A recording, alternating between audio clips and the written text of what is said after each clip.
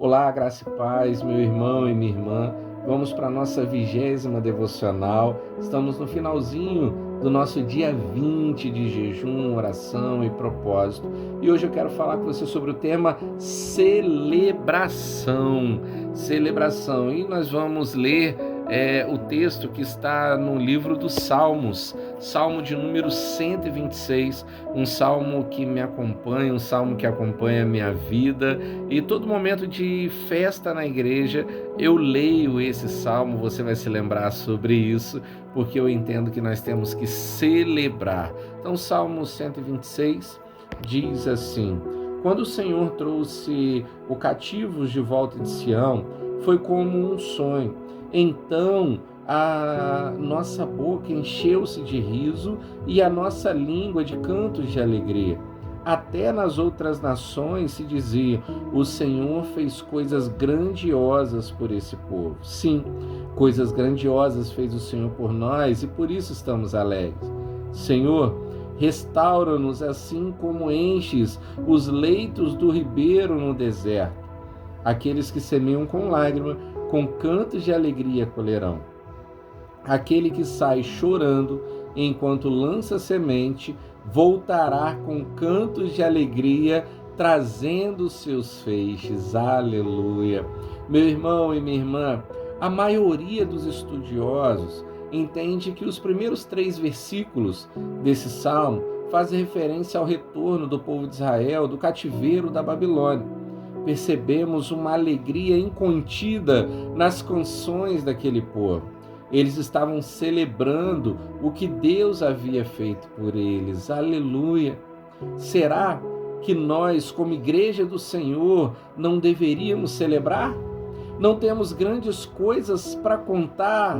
Nossas reuniões, sabe como que nós chamamos? Nós não chamamos ela de culto de celebração, porque a igreja do Senhor deveria celebrar continuamente. Você já pensou nisso? Qual é o motivo? Esse salmo, ele nos ensina o porquê deveríamos celebrar. E a primeira coisa é celebrarmos porque o Senhor nos libertou. O texto vai falar que ele trouxe os cativos. O Senhor, ele nos libertou. Certa vez, Jesus afirmou aos que criam nele: se o Filho do Homem vos libertar, verdadeiramente sereis livres. E de que Jesus nos libertou? Primeiro, nos libertou do cativeiro. Não somos mais servos do maligno. Ele nos tirou do reino das trevas e nos transportou para o reino do teu Filho, o reino do seu amor. Aleluia! O Espírito Santo está sobre mim, porque me ungiu para evangelizar aos pobres, enviou-me para proclamar libertação aos cativos e restaurou para dar vista aos cegos e para pôr em liberdade os oprimidos. Não é assim que está escrito lá em Lucas 4,18? Jesus nos libertou do cativeiro. Um outro ponto de que Jesus nos libertou nos libertou do poder do pecado. Não somos mais escravos do pecado, pois ele não é mais o nosso Senhor, não tem mais autoridade em nós, meu irmão e minha irmã. Olha o que Romanos 6,22 vai dizer: mas agora, libertos do pecado, transformados em servos de Deus, tendes o vosso fruto para santificação e por fim, a vida eterna. Jesus também, ele nos libertou da lei. A lei, ela é boa e perfeita. No entanto, irmão, ela nos escraviza à medida que o seu padrão é alto demais e não conseguimos atendê-la. Não precisamos cumprir a lei para sermos aceitos por Deus, uma vez que temos e vivenciamos a sua maravilhosa graça.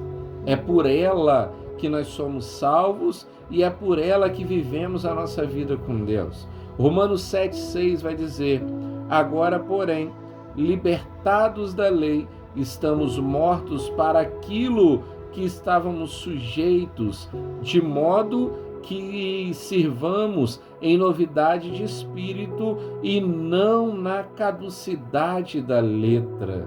Aleluia! Jesus, ele também, irmãos, nos libertou da maldição. As maldições advindas do legado de nossos pais, e esse legado que os nossos pais nos deixaram, foram levados por Jesus na cruz. Fala assim comigo: show maldição. Foi Jesus, ele nos libertou da maldição. Gálatas 3,13 vai dizer assim: Cristo nos resgatou da maldição da lei, fazendo-se ele próprio maldição em nosso lugar, porque está escrito: maldito todo aquele que for pendurado em um madeiro. Glória a Deus, meu irmão e minha irmã. É maravilhoso ver as inúmeras pessoas sendo libertas pelo Senhor e dando seu testemunho. E assim como o salmista declarou no salmo que nós lemos, grandes coisas fez o Senhor por nós. O segundo ponto que nós devemos celebrar, e nós celebramos porque podemos sonhar e nos alegrar. O salmista vai falar que foi como um sonho. É muito lindo, meu irmão e minha irmã, ver a transformação que Deus opera nas vidas. Ele de fato faz coisas maravilhosas.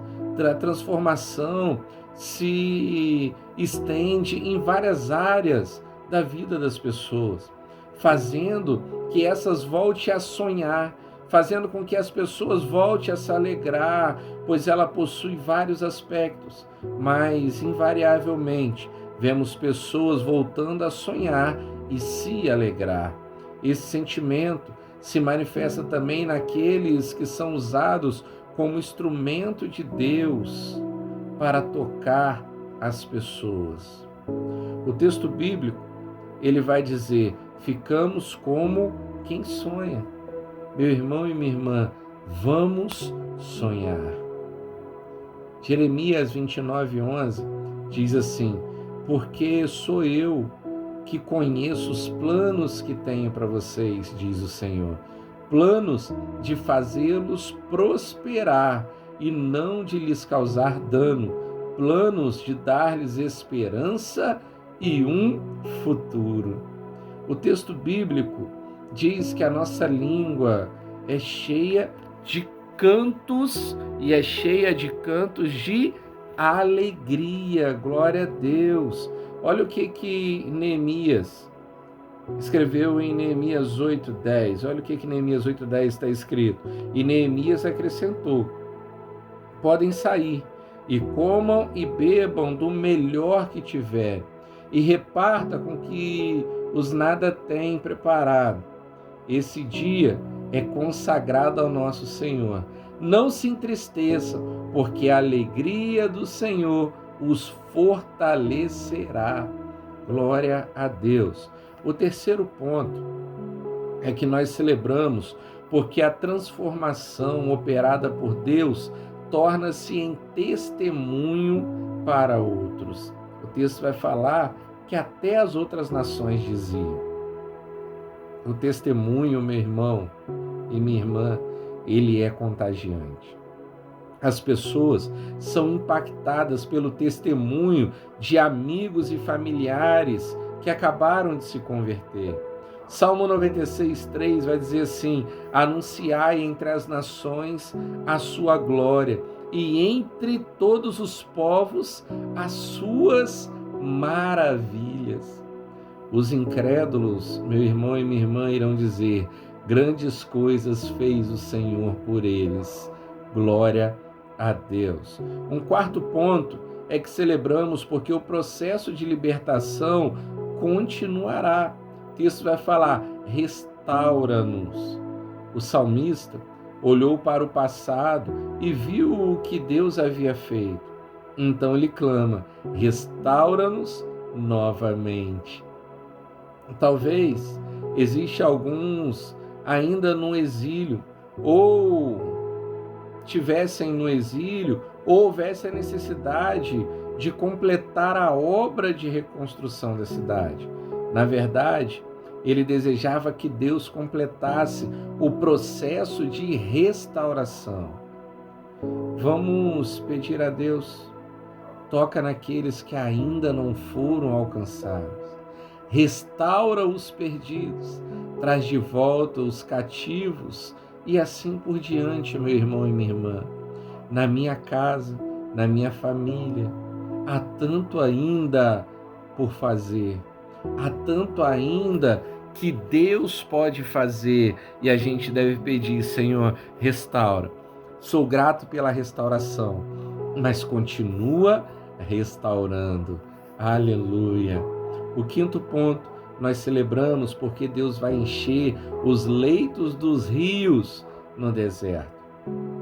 Essa é uma linguagem muito comum na Bíblia, que invariavelmente se refere ao mover do Espírito Santo. O Senhor, Ele quer renovar a sua igreja, tirá-la da sequidão e fazê-la frutífera. Essa é a vontade de Deus. E não apenas um fio de água, mas será como uma corrente, como o texto diz em outra versão, como as torrentes do Negueb, como as torrentes do sul. João, ele vai dizer no capítulo de número 7, a partir do verso 37, diz assim: no último e mais importante dia de festa, Jesus levantou-se e disse em voz alta: se alguém tem sede, venha a mim e beba. Quem crê em mim, como diz as Escrituras, do seu interior fluirão rios de água viva. Ele estava se referindo ao Espírito, que mais tarde receberia os que nele crescem. Até então, o Espírito ainda não tinha sido dado, pois Jesus ainda não fora glorificado.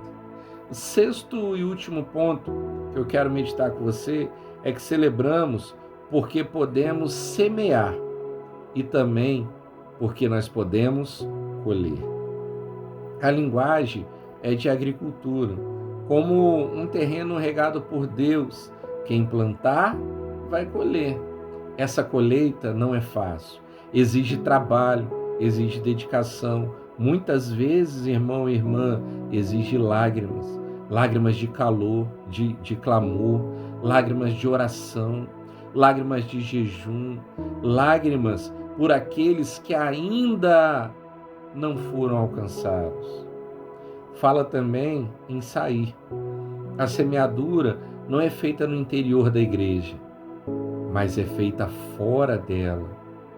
Vou repetir. Esse texto também fala sobre sair.